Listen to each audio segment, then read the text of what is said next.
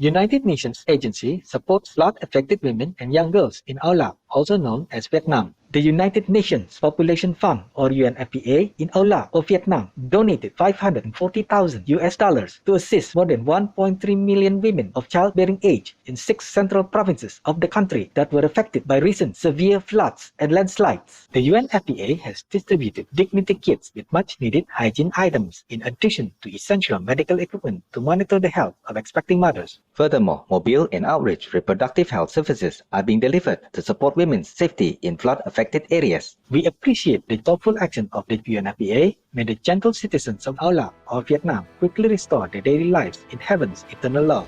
3 billion animals affected by Australian forest fires. A report commissioned by the Worldwide Fund for Nature, or WWF, in Australia has determined that an estimated 2.46 billion reptiles, 143 million mammals, 181 million birds and 51 million frogs were victims of the devastating forest fires in 2019 and 2020. In particular, the koala population suffered extensively, with over 60,000 of them losing their lives or being misplaced. Their numbers were already in decline before the fires arrived due to land clearing for livestock grazing and other uses. In response, WWF has initiated a forest restoration project with the goal of doubling the iconic marsupials population in eastern Australia by 2050. Thank you, World Wildlife Fund for Nature, for your report and conservation efforts. We pray that the world's governments will soon ban all meat so the planet and its tenants can return to a balanced state in the grace of the Providence.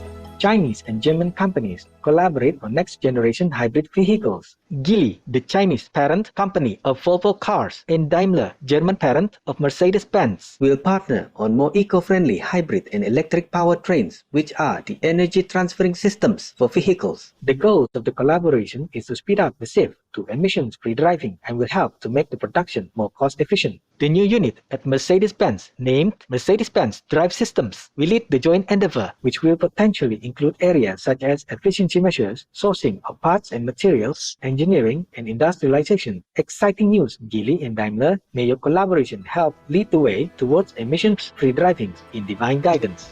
Canadian company produces plant-derived COVID-19 vaccine. Quebec City-headquartered plant-based biopharmaceutical company Medicago recently completed phase 1 trials of a COVID-19 vaccine that is made by using plants instead of relying on traditional methods involving chicken eggs or other organisms. The easily grown plant is made to produce virus-like particles, or VLP, which, though harmless, can mimic the outer shell of the COVID-19 virus and thus be recognized by the human immune system. All 180 participants in the phase 1 trial had a significant immune response. If phase 2 and 3 of the trials are also a success, the vaccine could be ready by the summer of 2021. Based on an agreement with the Canadian government, if the vaccine is approved, the company will supply the nation with up to 76 million doses. Exceptional news, Medicago, on the promising initial trial of your plant-based COVID-19 vaccine. May heaven's blessings shine on you as more ethical and efficient vaccine solutions become available for all to benefit.